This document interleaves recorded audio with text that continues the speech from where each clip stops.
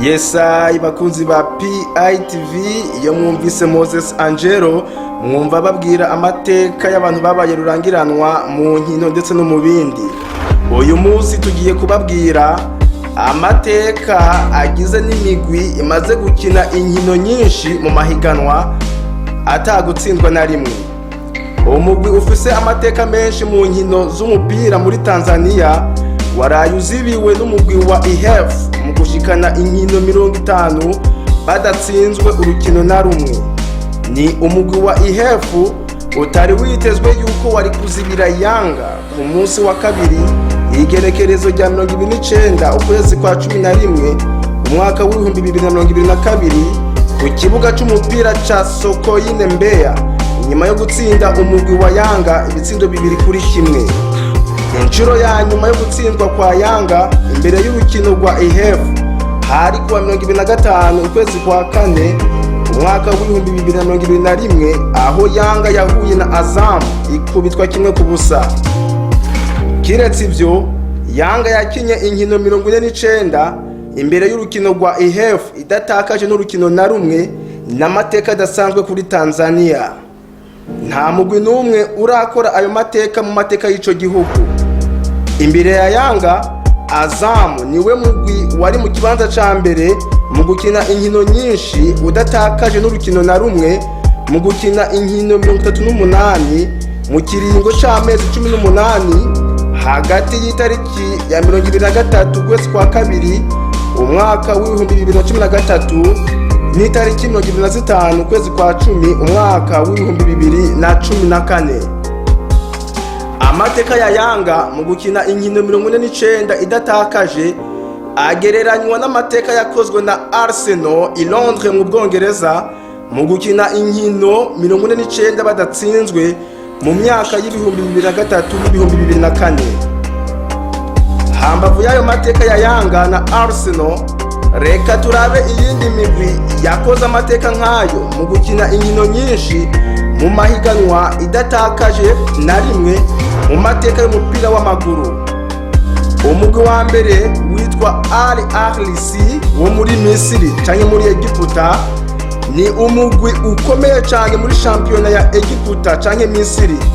Ukaba uri mu ya mbere iteye ubwoba muri Afrika, aho ifise amateka mu gutwara ibitsibo 42 muri shampiyona nkuru ya Misiri ndetse n'ibitsibo 10 muri shampiyona yo ku mugabane wa Afrika. Ifise icicaro mu mugwa mukuru wa Cairo. Uyu mugwi washoboye gukina inkino 71 udatakaje urukino na rumwe mu mwaka w'ibihumbi 2004 n'ibihumbi 2007. Kugeza ubu ayo mateka ntabwo arashikanwa n'uwundi mugwi n'umwe. Umugwi ugira kabiri ni Esperance Sportive de Tunis ukomoka muri Tunisia. Esperance ni umwe mu migwi yamenyekanye cyane muri Afrika, aho watanguzwa mu mwaka w'igihumbi 1919 ukaba n'umwe mu migwi imaze igihe kirekire muri Tunisia, aho urangwa n'amabara y'umuhondo n'ayagahama ku myambaro yayo. Washoboye gutsinda ibitsibo 32 muri shampiyona nkuru ya Tunisia. Ku rwego mpuzamakungu ukaba ufise ibitsibo 13 harimwo na 4 muri shampiyona ya Afrika.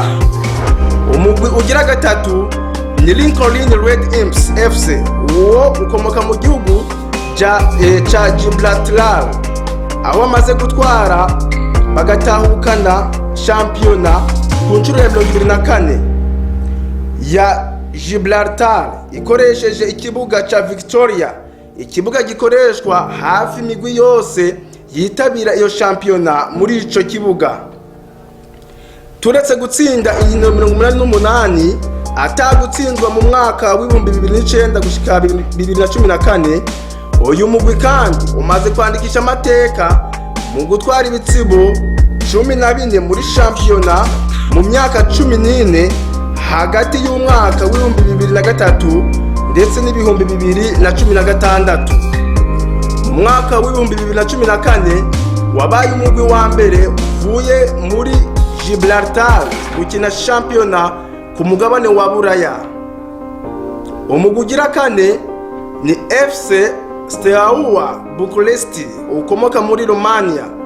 Uwo mugwi wa Steaua wo muri Romania ni umwe mu migwi izwi cyane muri ico gihugu kandi wamenyekanye cyane mu nkino za Buraya nyuma yo gutwara igikombe ca Buraya mu mwaka w'1986 aho yahuraguye umugwi wa FC Barcelona. Warigeze gukina inkino 104 atagutsindwa mu kiringo c'imyaka 4 kuva mu kwezi kwa gatandatu mu 1986 gushika mu kw'icenda mu 1989. Muri ico kiringo washoboye gutwara ibikombe inshuro 4 ya shampiyona nkuru. Niwo mugwi wa mbere muri Romania. Umugwi wa gatanu ari wo wa nyuma ni umugwi wa ASEC Mimosa ukomoka muri Cote d'Ivoire cyangwa muri Ivory Coast, mu gihe bazwi ku kazina ka Les Mimos. Ni umwe mu migwi ya kera ku mugabane wa Afrika mu gutwara ibitsibo 24 muri shampiyona nkuru ya Cote d'Ivoire. Mu gihe uwo mugwi ukomeye cyane Abidjan, umugwa mukuru wa Cote d'Ivoire, ufise amateka adasanzwe mu gukina inkino 108 ya shampiyona udatakaje. Ivyo yabikoze mu myaka y'1989 kugeza mu 1994. Gushika ubu nta wundi mugwi urabikora. ASEC Mimos yazibiwe mu kwandika ayandi mateka idatakaje aho yakubitwa na bakeba babo umugwi wa Siro de l'Armée mu mwaka w'1994.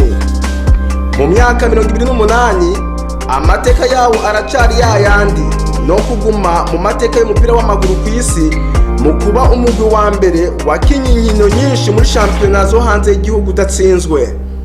Nuko rero bakunzi ba PITV, ayo niyo mateka twari twabateguriye. Mubandanye mugira subscribe, share, like na comment. Mwari kumwe na Moses Angelo. Bye bye.